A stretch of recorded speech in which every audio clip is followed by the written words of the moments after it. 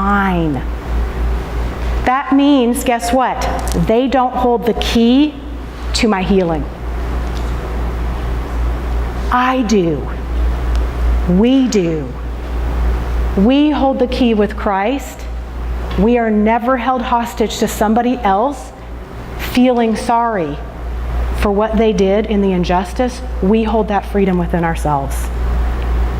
And that means if someone else is holding us hostage to bad behavior that we had, how likely are we to ever fully fix that for them? Never. Because that freedom can only be found within them, where love starts to rule in their heart. I know, right? It's so good. It's so good. So we get to stop looking for external validation. And then we get to be honest with other people and honest with ourselves.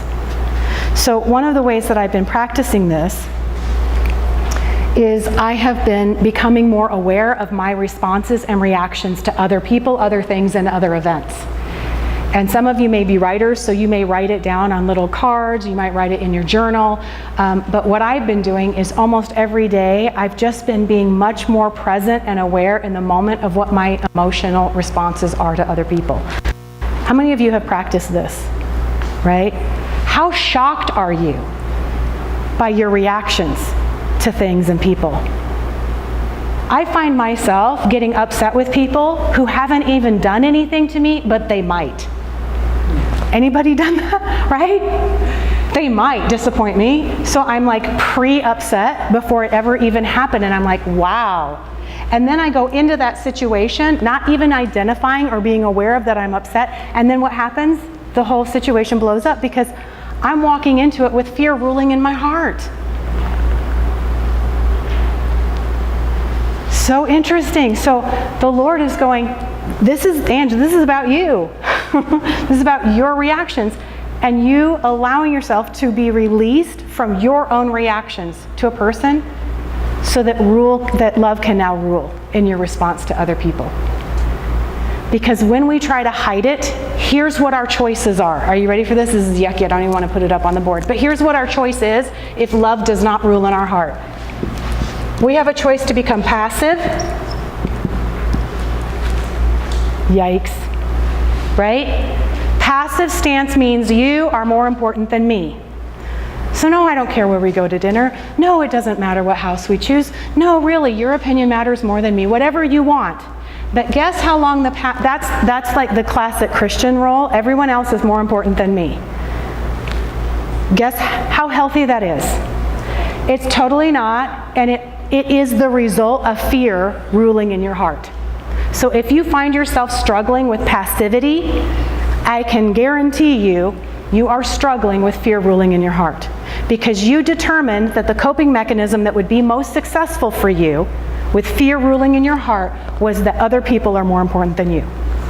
And that was the way you were going to navigate and get out of life. What happens to passive people? They're super bitter. They are super bitter. So if you struggle with being bitter and angry at people and not able to express it, and you think that you're a victim of other people's actions, discover that you are only a victim of your own choices. And I can say that because I experienced that this year. I made some choices that I didn't realize I made to be passive. And I became super bitter. And then I thought it was the other person's fault. And when I went to the Lord, because this is the beauty of the Holy Spirit, who's so gentle and kind with us, and he went, stop being a victim of your own choices. You chose this. You chose passivity, and now this is what it turned into. So now own up to that. And it was so empowering and so beautiful, because I was like, I don't consider myself a super passive person. So my MO is not passivity, but it was in a certain situation, and it will always create bitterness. And passive people then end up experiencing or expressing their bitterness in what? Resentment, rage. Yeah, it's not pretty. And they end up being martyrs. Martyrs, I'm not sure. martyrs of their own decisions while blaming other people. Super not powerful, right? Because not only now are they not able to communicate themselves, there is no connection and intimacy and vulnerability with this pattern. So that's one. If fear is ruling in our heart, we may become aggressive. And the aggressive person says, I matter more than you. For whatever reason. I am smarter than you, I am more experienced than you, I am an expert, I am more competent than you, I do things better than you. My perspective, I am more logical than you. What I think here matters more than you. And so what happens here is what? Dominance, manipulation, and control. What happens to this person when this is played out?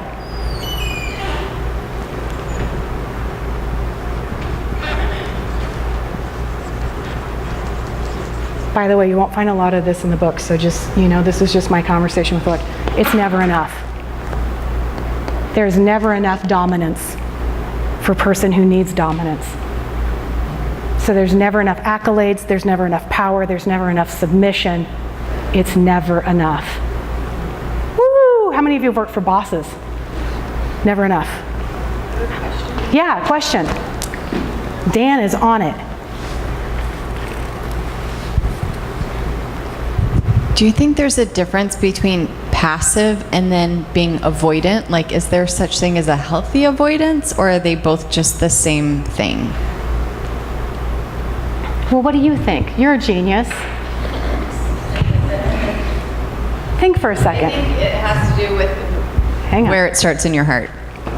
And there you go. I needed a different answer. And there you go. I love that. I love how God does that, right? You know that. It's where it starts in your heart. Yeah. Okay, Carrie. It's an observation is that those that that a lot of times you are paired with, or you have the opposite, whether in work or a situation or whatever, with the opposite. Yes. Well, of And course, that's because for that's the the dance that opportunity. works. And now I'm seeing it as a good thing. Yes. Rather than it's horrible. I mean, Yes. part of me is like, oh, shoot, you know? Right. Because this is what you constantly come up against, and then you go, so this is my issue, and I mean, this is really, not really other helpful. people's issues, this is my issue, Right. because But you might fear is keep ruling thinking- in my heart. Right, because you're thinking, well, but that other person is this, Right. the opposite of it, so that's their fault, versus like, okay, wait, what is all that angst inside of you that's even saying that? Anyway, sorry. That's so good. I know, right? Yee. Okay. And then the last one, when fear is ruling in our heart, we can become passive, we can become aggressive, or we all are familiar with this term, passive aggressive. By the way, Greg hates these terminologies, so I don't even know what we would have done on today, but I don't have other language for this. I just don't. I feel like it totally describes it. So Greg, with his PhD in psychology, just doesn't love these labels, and I don't love it either. So what we're labeling is behavior, not people. Again, these are coping mechanisms due to illegitimate hurt. We get to a place where we stop being ashamed of the coping mechanisms that helped us to survive to the point that we are today. We get to stop being ashamed of those. And then we get to finally own what's going on, what got us there, and how God wants to teach us about who we truly are. And sometimes all of that can happen in a split second. It doesn't have to take 5,000 hours of conversation to get to some of these things. Sometimes the Lord just goes, let me just free you from a life of behavior. Passive aggressive are people who may pretend that you matter more than they do while secretly getting back at you for making them feel powerless. Yeah, I know. Did a cuss word just go through your head right now? Seriously, right? Passive aggressive is, you are more important than me, but I will secretly get back at you for making me feel powerless. That's super painful because you can't ever address it head on. So, lastly, getting into those patterns or dealing with people who have these patterns is all about becoming powerful people. Powerful people release other people into the opportunity to choose to become a powerful person themselves. We don't manipulate, dominate, or control, beg, plead other people to become powerful people. We allow people the option to not meet our needs so that they can choose to become powerful people themselves. Because while we are still trying to negotiate them meeting our needs, we are no longer operating out of a heart that's filled with love. We are still operating out of a heart that's filled with fear. And that never produces a powerful result. So, we get to do assertive communication. And I'm going to wrap with this. I don't even write it. Assertive communication is we both matter. You don't matter more than me. I don't matter more than you. We both matter. The goal of assertive communication, anybody want to just throw your hat in the ring? The goal of assertive communication is what? Both win. What? Both win. Both win. How about agreement?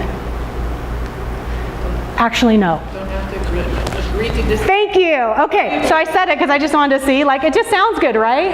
The goal of assertive communication is agreement. That sounds right, right? It's not. Because if the goal of communication is agreement, oh, man. Right, you're not going to get there. There you go. So you nailed it, Marcy. The goal of assertive communication is understanding. I understand you, you understand me. We may not ever agree. But a heart that's ruled by love isn't afraid of disagreement. A heart that's filled with love values understanding. You know, God dwells in us all day long, every day, and literally lives our life with us in every single cell of our body, experiencing our life with us, and He is in disagreement with us all the time. And He's never out of peace. He's never out of joy. He's never discouraged, frustrated. How is that possible? He sees us being less than He knows we are every day. And He is endlessly overflowing with joy about us, about our circumstances, and how we are going to win. How cool is that? How cool is that? And when you are so ruled by love that somebody's lack no longer makes you afraid. Because no other person is your source for anything. Then you get to enter into this beautiful, magical thing, which is the gift of love of another person in your life. It's the gift of who they are in your life now. It's the gift of what they have to contribute. And then do you get to communicate your needs to someone who may choose to gift themselves to you? Yes. Doesn't invalidate needs. It just changed. Do you see that shift? Yay! Okay, so 2 powerful questions you can exercise to yourself and to other people, or to your own mental dialogue in your business, or even with the Lord regarding your finances, are this. 2 powerful questions in communication. Do I understand what's going on inside of me?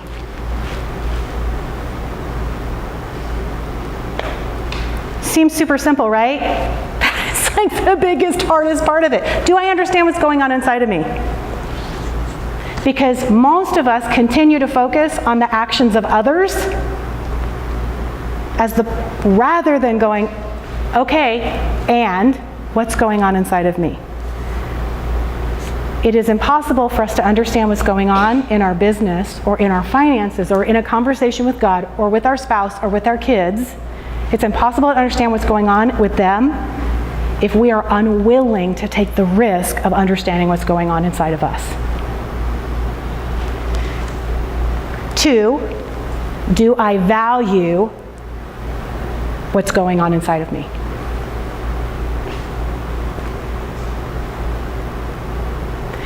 We cannot be free of the things that we judge.